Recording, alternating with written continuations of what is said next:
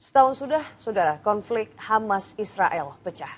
Ya, tragedi kemanusiaan yang bermula pada 7 Oktober 2023 itu telah menewaskan puluhan ribu orang dan memorak-porandakan jalur Gaza. Bukan mereda, konflik justru merembet kemana-mana.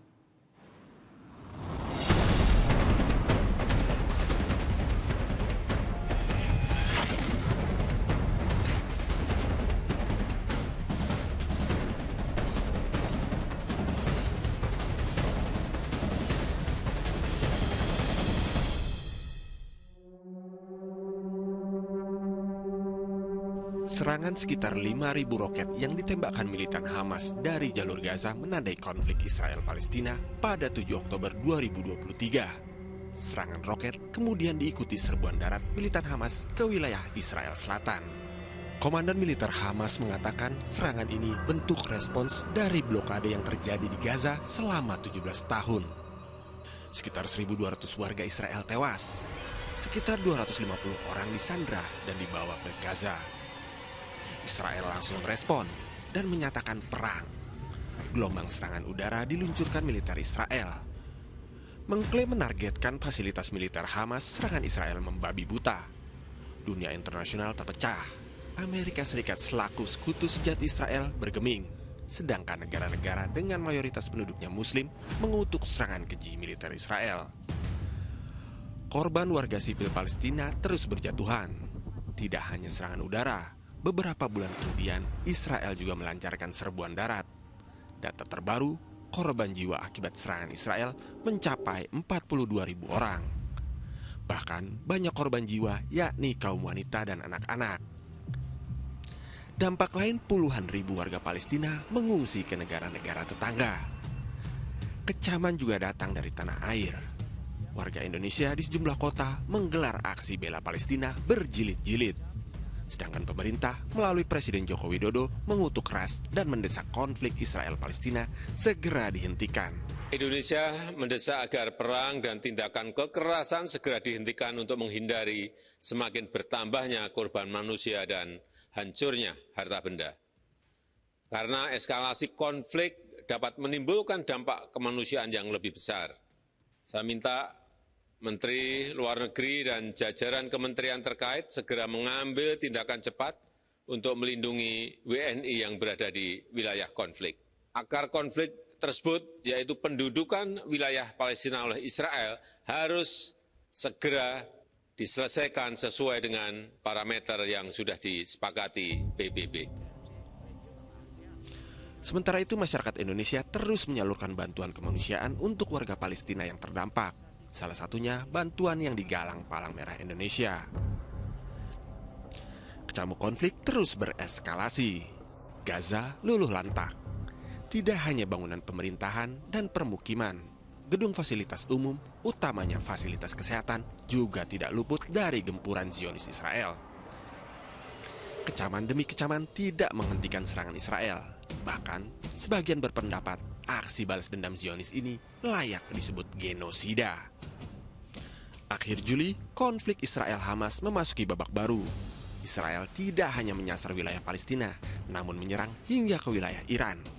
Dalam serangan penuh misteri, pimpinan Hamas saat itu, Ismail Haniyeh, meregang nyawa. Kematian Haniyeh mengundang simpati dari warga dunia yang mendukung perjuangan Palestina.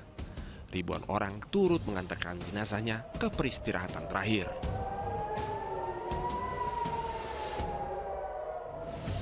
Sontak kematian pimpinan karismatik Hamas ini mengundang reaksi, utamanya dari militan Hizbullah yang berbasis di Lebanon dan juga mendapat dukungan dari Iran. Sistem alarm serangan udara Israel kerap berbunyi dalam sebulan terakhir, menyambut roket yang ditembakkan pejuang Hizbullah. Seperti sudah diduga, balasan Israel akan sangat membabi buta. Sejumlah wilayah Lebanon terkena hantaman rudal dan serangan udara militer Israel, baik siang maupun malam. Dari mulai wilayah yang berbatasan dengan Israel hingga ibu kota Beirut tidak luput dari gempuran. Korban jiwa berjatuhan. Selama sebulan terakhir, korban meninggal dunia mencapai hampir 2.000 jiwa, serta 8.000 lebih luka-luka. Kembali, korban jiwa tidak hanya datang dari pihak militer, tetapi warga tak berdosa. Selain serangan udara, Israel juga menyiapkan serbuan darat melalui angkatan perangnya, IDF.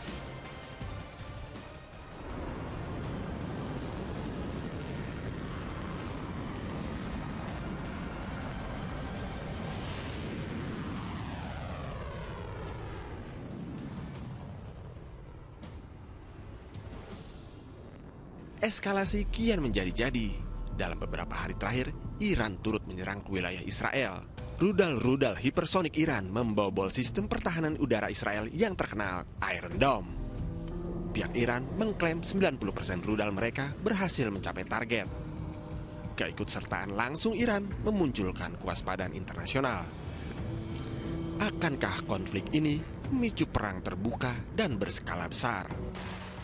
Nah, ini yang kemudian Iran sebagai negara yang sebenarnya melindungi para kelompok yang menyerang Israel, Hamas, Hezbollah maupun Houthi, itu sekarang sudah melakukan serangan ke Israel sebagai balasan ketika Israel melakukan serangan ke Ismail Haniyeh yang berada di wilayah kedaulatan Iran.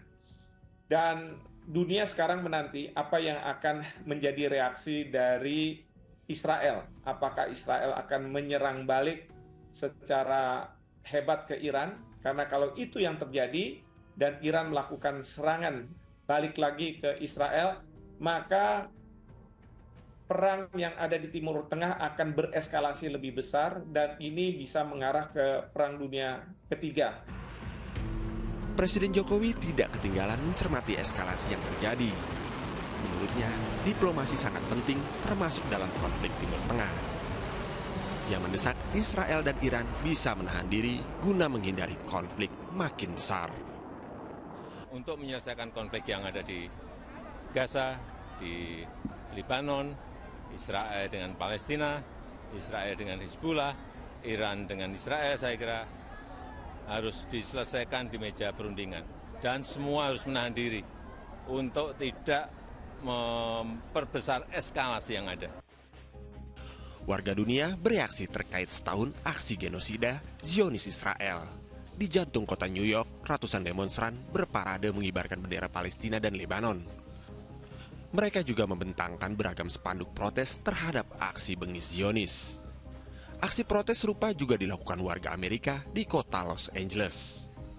Sementara di tanah air, masa Aliansi Rakyat Indonesia Bela Palestina menggelar aksi bela Palestina di depan Kedutaan Besar Amerika Serikat di Jakarta Minggu pagi. Masa menyerukan penolakan terhadap standar ganda dari Amerika terhadap serangan terus-menerus yang dilancarkan Israel. Konflik dimanapun akan menimbulkan korban, baik jiwa, materi, maupun imaterial. Korban terbesar jelas warga sipil, baik warga Israel, Palestina, dan Lebanon sejauh ini bergelut dengan ketakutan dan kecemasan serta masa depan yang tidak pasti.